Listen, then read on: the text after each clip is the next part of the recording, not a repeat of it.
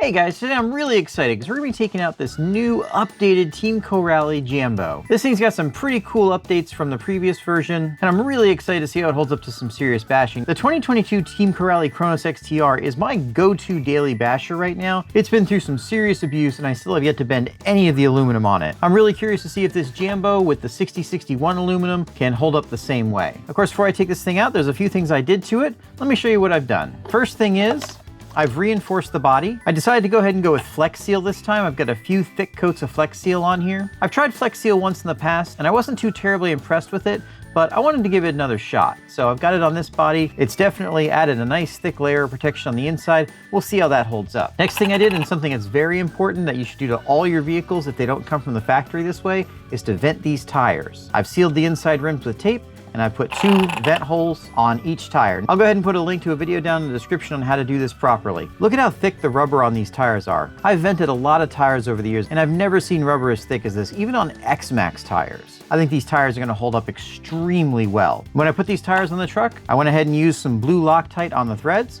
Very important to Loctite these wheel hexes. These wheel hexes aren't serrated, so if you don't thread lock them on, there's a decent chance that they're gonna come off on you. Final thing I did in preparation for running, other than just looking the truck over and making sure everything else was good on it, is I set the BEC voltage to 7.4 volts on the ESC. This is just a max 8 ESC, so you can use any of the Hobbywing programmers to program it. This servo can do 7.4 volts, makes it stronger and more powerful. Just keep in mind that if you set it up to 7.4 volts, with that additional strength and power is gonna come a potential decreased lifespan on it. Other than that, this thing being an RTR is ready to go and I'm really excited to give it a shot. Before we go out and bash it, I want to remind you guys to get subscribed. Got a lot of really exciting stuff coming up. More upgrades for the Traxxas Sledge. We're going to be doing a big upgrade video on the new 4S V2 Arrma Outcast. I've got the brand new Hobao Hyper MTX pre-ordered and a lot of other really cool stuff. So make sure you get subscribed, hit that bell to get notified. And while you're at it, drop me a comment. Let me know what you think about this video. All right, let's go out and get this thing dirty.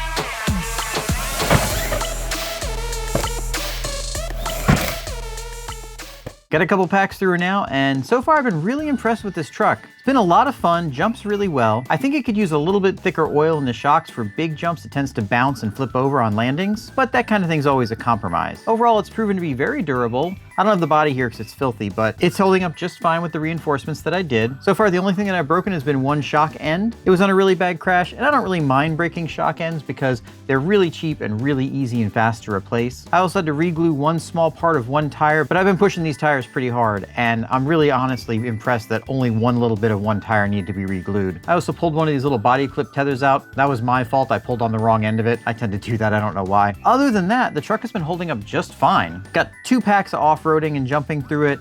The chassis is still perfectly flat, shock towers are still perfectly straight, nothing else is broken on it, and so far I'm really impressed. Based on my experience with the Kronos XTR, I expect this rear wing to break eventually, but I'd rather have the rear wing break than the rear wing mount because the rear wing takes 2 screws and you can get a replacement rear wing for 10 bucks. Motor did get a little bit warm. I'm probably gonna put a fan on that. I like to put a fan on all my motors though. Other than that, I've been really happy with the truck. I will say it doesn't like to turn under acceleration, but that's the same with all these high power, short wheelbase trucks. When you get the front end off the ground, of course, the front tires aren't gonna do anything, so that's not really this truck's fault. It's just kind of inherent to it. All right, guys, I really enjoyed making this video. I hope you enjoyed watching it. Make sure you subscribe, like, hit that bell to get notified of future videos. We'll see you in the next one.